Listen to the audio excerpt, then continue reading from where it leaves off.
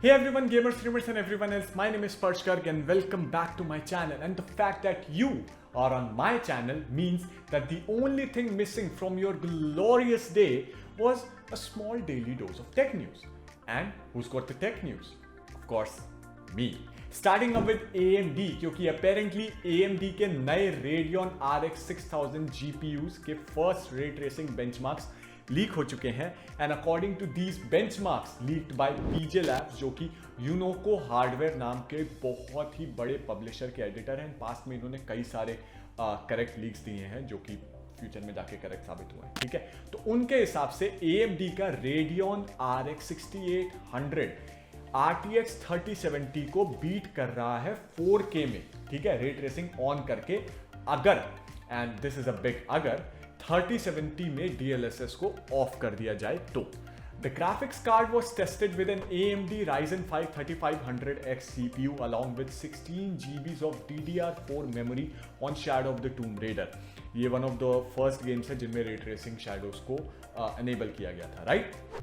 Game को ultra quality पे set किया गया है विद 8x एनिसोट्रोपिक फिल्टरिंग। ठीक है, जिनको पता है उनको पता है। स्क्रीन पे पिक्चर तुम्हारे सामने है, थोड़ा ढंग से नहीं खींची गई क्योंकि लीक पिक्चर है, लेकिन फिर भी तुम्हारे को दिख रही है, तुम देख सकते हो कि क्या वो है। और वो चाइनीज में लिखा है, तो गूगल ट्रांसलेट कर लेना, मतलब मैं बता तो रही हूँ ना तुम्हारे को क्या पे है। ठीक है, यहाँ पे रे ट्रेसिंग शैडोज की क्वालिटी को हाई रखा गया है और DLSS को ऑफकोर्स ऑफ किया गया है, क्योंकि DLSS एनवीडिया का वो है, मतलब तुम GPU लेने जा रहे हो, तुम्हारे को इतना पता होना चाहिए। ठीक है ना। The GPU scored 46 FPS at 4K with ray tracing turned on and 80 FPS at 1440p resolution, जिसे हम 2K भी बोलते हैं।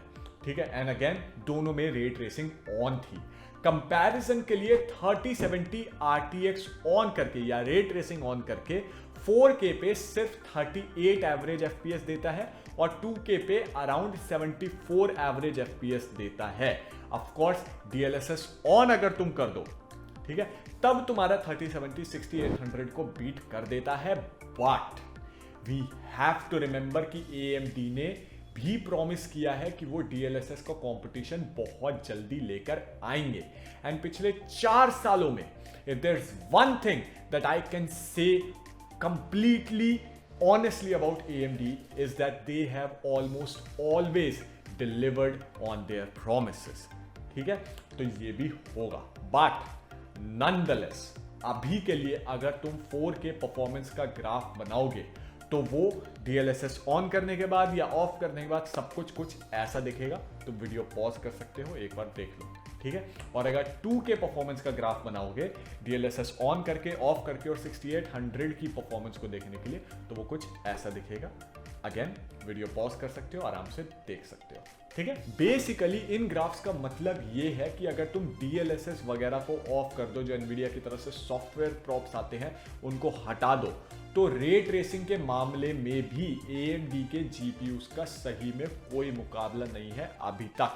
But that is not the end of it. PJ ने 6800 जो GPU है उसके 3D मार्क टाइम्स पाई बेंचमार्क्स को भी लीक किया है, जो कि एक बहुत ही फेमस सिंथेटिक बेंचमार्क टूल है। ठीक है, here the chip delivers a graphic score of 16,775 points and an overall GPU score of 12,704 points with a TGP of 250 watts to 280 watts। ये थोड़ा 3070 से थोड़ा सा ज़्यादा पावर ले रहा है। ठीक है, 3070 लेकिन अगर तुम जो होता है ग्राफिक स्कोर में उसके कितने पॉइंट से देखने जाओ तो 6800 के 16775 है, इसके सिर्फ 13445 पॉइंट्स होते हैं। अगर सीधा सीधा कंपैरिजन करें तो ग्राफ कुछ ऐसा दिखेगा। And as you can see, pause कर सकते हो, how close the 6800 is to RTX 3080। सिर्फ 6% का परफॉर्मेंस डिफरेंस है 3080 और 6800 में टाइम्स पाई बेंचमार्क में, which is damn impressive, specially if you consider कि 3080 के फाउंडर्स एडिशन का प्राइस इंडिया में 71,000 रुपीज है और 6800 का प्राइस अराउंड 58,000 होने वाला है इंडिया में। और ये तो लीक्ड बेंचमार्क्स है भाई। AMD की साइट पर अगर तुम जाओ, जिसका कि लिंक मैं तुम्हारे को नीचे डिस्क्रिप्शन में भी दे दूंगा, उन्होंने भी अलग अलग रेजोल्यूशन पे अलग अलग गेम्स में कई फैन फेवरेट गेम्स के बेंचमार्क्स को शो किया हुआ है वहीं पर साइट पर with different GPUs and different resolution वगैरह वगैरह, जो कि मैं स्क्रीन पर तुम्हारे को दिखा भी रहा हूं, तो तुम पॉज करके एक एक को देख सकते हो अगर तुम्हारे को कोई गेम में इंटरेस्टेड है तो। And all of these are fucking impressive, but as I always say, जो लीक्ड बेंचमार्क्स हैं वो सिर्फ एक गेम के हैं और जो बाकी सारे बेंचमार्क्स हैं वो AMD ने खुद निकाले हैं, ठीक है। और चलो माना, ठीक है, मैं मान रहा हूं कि शायद AMD एनवीडिया से थोड़ा ज्यादा ईमानदार हो सकते हैं मार्केटिंग के मामले में, लेकिन फिर भी इन GPUs को खरीदने से पहले प्लीज थर्ड पार्टी बेंचमार्क्स को जरूर देख लेना। इतना सीरियसली इन वाले बेंचमार्क्स को मत लेना, ये AMD की तरफ से निकले हैं, थर्ड पार्टी का वेट कर लेना। And speaking of taking things seriously, Mr. Leather Jacket Wong might finally be taking AMD seriously as he should, because according to an article by videocards.com, जो कि एक बहुत ही ज्यादा रिलायबल सोर्स है, एक महीने पहले Nvidia के 3060 GPUs की रिलीज डेट को प्रीपोन करके मिड नवंबर में कर दिया गया था टू compete with consoles, ठीक है ना, to better compete with consoles, क्योंकि consoles में भी AMD का ही हार्डवेयर लगने वाला है। बट शायद जिस डाई पर 3060 बनने वाला था, यानी GA104 डाई, उसी डाई का एक नया बेहतर स्क्यू निकलने वाला है 3060 Ti बनके मार्केट में रिलीज होने वाला है वो। एंड अकॉर्डिंग टू videocards.com इसका प्राइस $399 होने वाला है। मैं इंडियन प्राइस भी बताऊंगा, चिंता ना करो। एंड videocards.com अगेन बहुत ही ज्यादा रिलायबल इंफॉर्मेशन सोर्स है, उन्होंने बोला है ना, तो 99% पक्का चीज कंफर्म ही है। ऑफ कोर्स ये post as a rumour tag है अभी भी, तो फिर भी do take it with a grain of salt. As for the specs, this will come with 8 GB of GDDR6 VRAM with a 256-bit memory bus with a memory clock of 14 Gbps. Basically, इसके almost सारे specs 3070 जैसे हैं except for the amount of CUDA course, RT course and clock speeds, ठीक है, जिससे कि obviously इसकी performance 3070 से कम ही होगी, बट इसमें और 3070 में पूरे $100 का प्राइस डिफरेंस है प्राइसिंग के मामले में, ठीक है ना, which to be very honest बहुत ज्यादा है। तो thanks to good competition budget gamers को एक अच्छी चीज मिल जाएगी बजाय की जो चीज निकलने वाली थी उसके, ठीक है ना। इंडिया में इसकी प्राइसिंग अगर तुम्हें जाननी है तो अराउंड 40,000 होगी, ठीक है। इसमें प्लस माइनस 2,000 का मार्जिन ऑफ एरर रख लो मैक्स, उससे ज्यादा डिफरेंस नहीं होगा। And speaking of max, trust me I didn't plan this, जब मैं इसे लिख रहा था ये जस्ट हैपेंड। इंटेल ने अपने Iris Xe Max graphics for small laptops and notebooks को अनाउंस कर दिया है, ठीक है, मैक्स। बेसिकली ये थिन लैपटॉप्स एंड नोटबुक्स के लिए निकल के आने वाला है, जैसे मैंने पहले बताया, और जैसे एनवीडिया के MX GPUs निकलते हैं ना, वैसे इंटेल की तरफ से डिस्क्रीट GPUs होने वाले हैं। फर्क बस इतना है कि ये तुम्हारे लैपटॉप्स के लिए डिस्क्रीट GPUs होंगे, तुम्हारे डेस्कटॉप वगैरह के लिए नहीं। इंटेल का कहना ये है कि ये स्केलेबल टेक्नोलॉजी है एंड इन द फ्यूचर ये गेमिंग डेस्कटॉप्स और डेटा सेंटर के लिए भी हाई परफॉर्मेंस GPU बनाने में यूज होगी। Now I am not hating on Intel और एनीथिंग, ये न्यूज कब आई है और कब खत्म हो गई है ये भी लेकिन पता नहीं लगा है, ठीक है ना। बहुत ही बुरा हाल हो रखा है इंटेल का इस समय, ठीक है। And I don't even know what to say to this man, like you see how it got dark the moment we started talking about Intel, that's where they are today, right, some deep shit.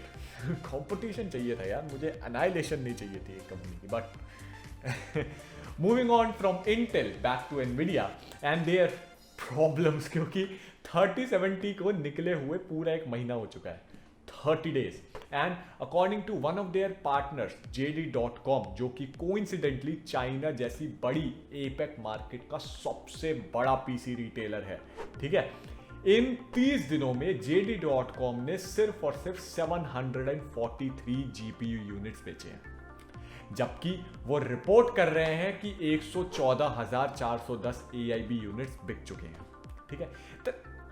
That's the definition of sus man, that number is, जो असली नंबर है वो 0.65% ऑफ total reviews and sales reported by retailer है, ठीक है ना, 0.65%, दैट्स पैथेटिक।